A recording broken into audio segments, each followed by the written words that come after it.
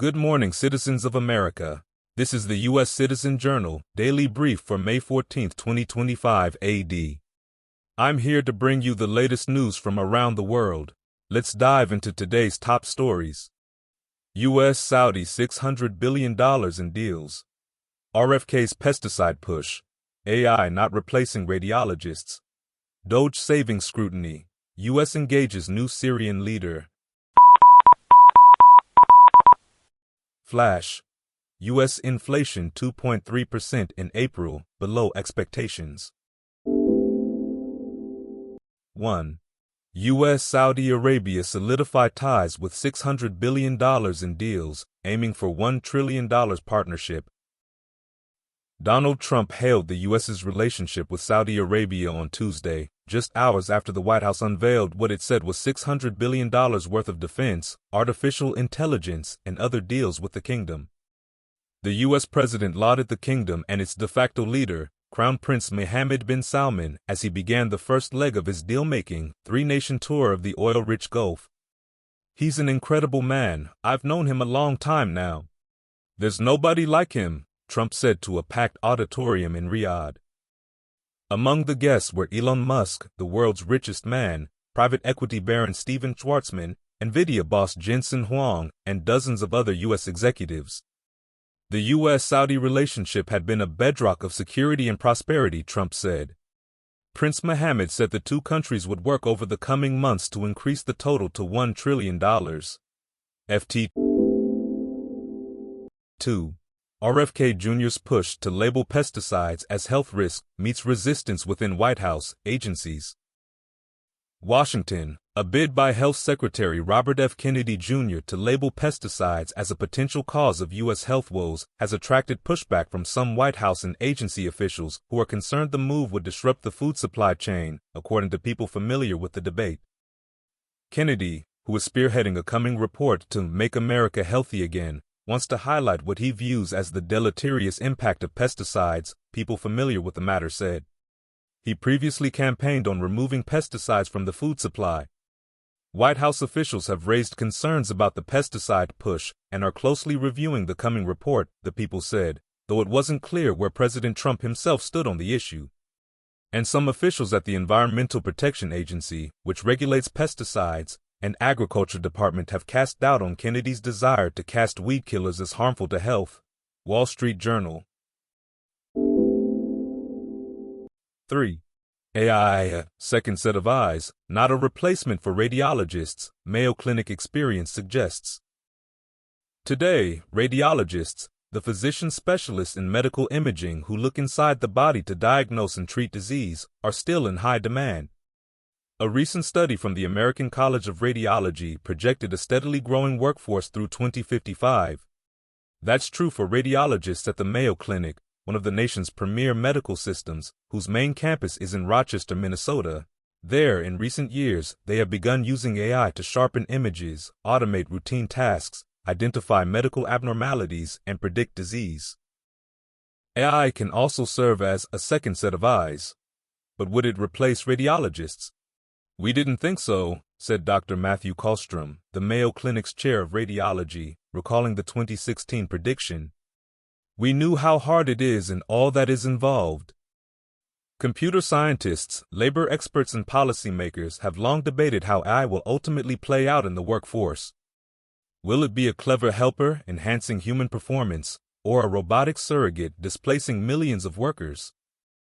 The debate has intensified as the leading-edge technology behind chatbots appears to be improving faster than anticipated.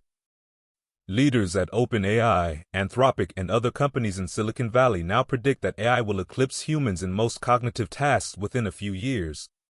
But many researchers foresee a more gradual transformation in line with seismic inventions of the past, like electricity or the Internet.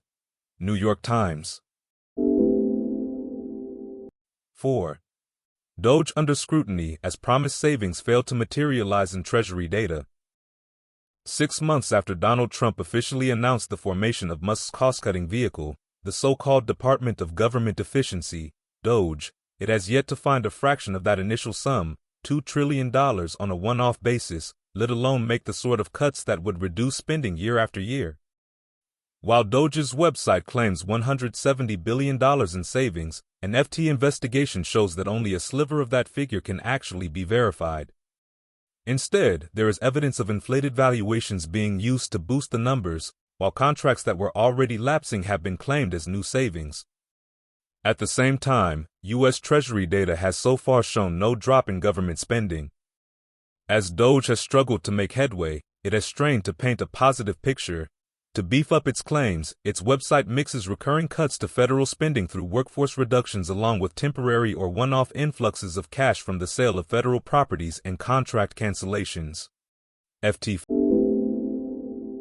5. U.S. President engages new Syrian leader, first such meeting in 25 years. Riyadh, Saudi Arabia.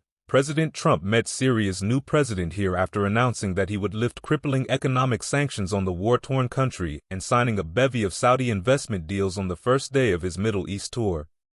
Trump shook hands with Ahmed al-Shara, who also embraced Saudi Crown Prince Mohammed bin Salman, in photos released after the meeting that the White House said lasted 33 minutes.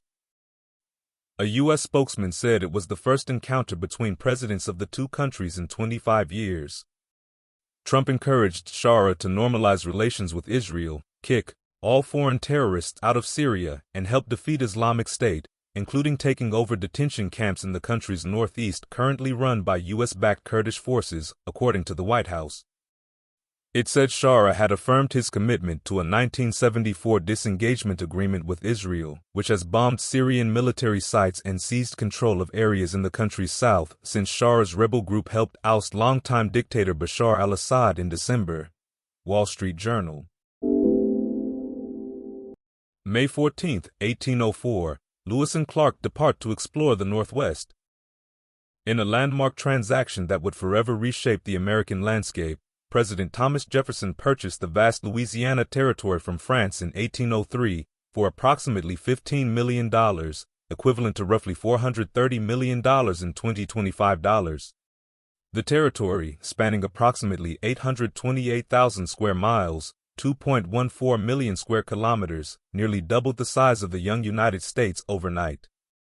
This massive acquisition, larger than modern-day France, Spain, Germany, Italy, and the United Kingdom combined, was sold by Napoleon Bonaparte, who had only recently acquired it from Spain in a secret treaty as Spain faced mounting financial difficulties.